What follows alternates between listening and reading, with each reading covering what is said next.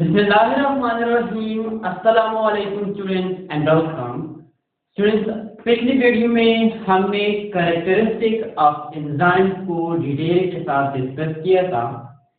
उसमें हमने एक कैरेक्टर जो है वो डिस्कस किया था और हमने कहा था कि उसको हम जो है वो नेक्स्ट वीडियो में डिटेल के साथ डिस्कस करेंगे।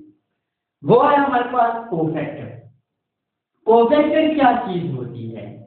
कोफैक्टर यानी कि कभी कभार एंजाइम को एक नॉन प्रोटीन मॉलिक्यूल की जरूरत होती है अपना फंक्शन परफॉर्म करने के लिए, अपना एक्शन परफॉर्म करने के लिए। जो नॉन प्रोटीन मॉलिक्यूल होते हैं जो कि एंजाइम के लिए रिक्वायर्ड होते हैं अपना एक्शन परफॉर्म करने के लिए, उन मॉलिक्यूल्स को हम क्या कहते हैं? कोफैक्टर कहते हैं। क्या कहते हैं? कोफैक्टर। तो कोफैक्टर क्या चीज है? Non protein molecule, non protein molecule जो कि रिक्वायर्ड होते हैं, जो जिनकी जरूरत होती है एंजाइम को अपना फंक्शन परफॉर्म करने के लिए। ये कोफैक्टर जो है वो हर एंजाइम के लिए जरूरी नहीं होता। ये जो कोफैक्टर है कुछ ऐसे एंजाइम्स होते हैं जिनके लिए कोफैक्टर का होना लाजमी होता है, उसके बगैर वो अपना एक्शन परफॉर्म नहीं कर सकते, तो उनको क्या कहा जाता है? Cofactor, non protein molecule. अब कोफैक्टर के हमारे पास तीन अक़साम हैं, तीन टाइप्स जो हैं वो आपके कोफैक्टर के हैं। कौन कौन से टाइप्स हैं? हमारे पास तीन किस्म के कोफैक्टर हैं। कौन कौन से? Prosthetic group, coenzyme and activators. Prosthetic group क्या होते हैं? प्रोस्थेटिक ग्रुप ऑर्गेनिक मॉलिक्यूल्स होते हैं। क्या होते हैं? ऑर्गेनिक मॉलिक्यूल्स होते हैं जो कि परमानेंटली अटैच होते हैं एंजाइम के साथ। लेट्स सपोज अगर ये हमारे पास एक एंजाइम है तो इस एंजाइम के साथ एक कोफैक्टर अटैच होता है और वो कोफैक्टर जो है इसके साथ परमानेंटली अटैच हो जाता है। क्या अटैच हो जाता है? परमानेंटली इसके साथ एक कोफैक्टर अटैच होता है और उस कोफैक्टर को हम क्या कहते हैं? प्रोस्थेटिक ग्रुप कहते हैं। यानी कि हमारे पास जब एक एंजाइम के साथ prosthetic group cofactor permanently attach हो जाए, ऑर्गेनिक मॉलिक्यूल परमानेंटली अटैच हो जाए, तो उसको हम क्या कहते हैं? को प्रोस्थेटिक ग्रुप कहते हैं। अच्छा, दूसरा हमारे पास टाइप है कोएंजाइम का। कोएंजाइम क्या चीज है?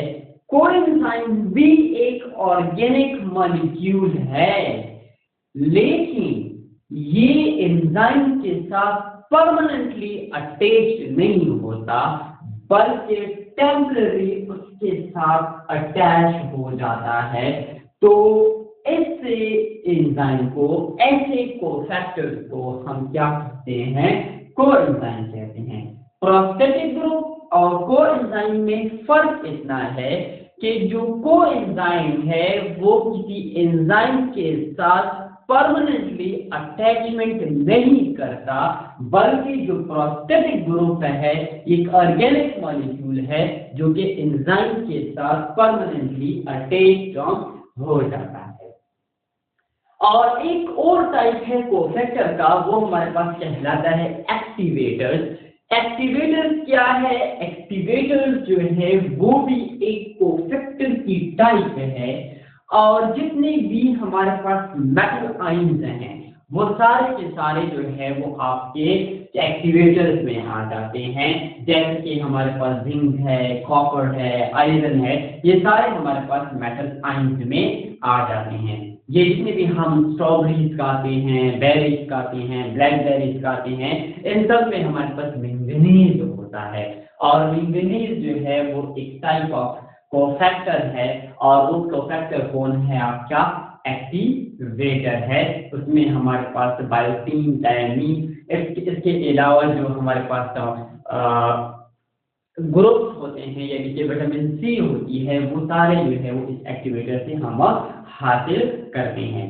तो आज हमने कोफैक्टर के बारे में डिस्कस किया। कोफैक्टर एक नॉन प्रोटीन मॉलिक्यूल है एंजाइम का, जो एंजाइम के लिए रिक्वायर्ड होता है अपना एक्शन परफॉर्म करने के लिए। कोफैक्टर के 3 टाइप्स हैं, प्रोस्थेटिक ग्रुप है, एक्टिवेटर्स हैं और जो है वो कोएंजाइम है। प्रोस्थेटिक ग्रुप, कोएंजाइम और एक्टिवेटर, ये तीनों हमारे पास ऑर्गेनिक मॉलिक्यूल्स हैं, लेकिन जो हमारे पास प्रोस्थेटिक ग्रुप है ये एंजाइम के साथ परमानेंटली अटैचमेंट पर करता है, और जो कोएंजाइम है वो परमानेंटली अटैचमेंट नहीं करता, बल्कि वो हमारे पास क्या होता है कि टेम्पररी अटैचमेंट परफॉर्म करता है। और ये कोएंजाइम ज्यादातर हमारे पास हम डिराइव करते हैं किसी से, विटामिन से जो है वो इनको हम हासिल कर सकते हैं। और बाकी अगर हम एक्टिवेटर्स की बात करें तो हमारे पास आयरन, कॉपर, जिंक जो है वो एक्टिवेटर्स हैं, और ये हम डिफरेंट फ्रूट से हासिल कर सकते हैं, स्ट्रॉबेरी जो भी या ब्लैकबेरी जो भी एक्सेट्रा, इनसे हम हासिल कर सकते हैं। तो स्टूडेंट्स, आज हमने कोफैक्टर के बारे में पढ़ा। अगर इसमें आपको कोई मसला है तो आप हमसे कमेंट सेक्शन में पूछ सकते हैं, और अगर अभी तक आप लोगों ने हमारे यूट्यूब चैनल को सब्सक्राइब नहीं करा तो प्लीज हमारे वीडियो को लाइक करें और यूट्यूब चैनल को सब्सक्राइब करना मत भूलें। मिलते हैं नेक्स्ट लेक्चर के साथ, तब तक बाय बाय, अल्लाह हाफ़िज़।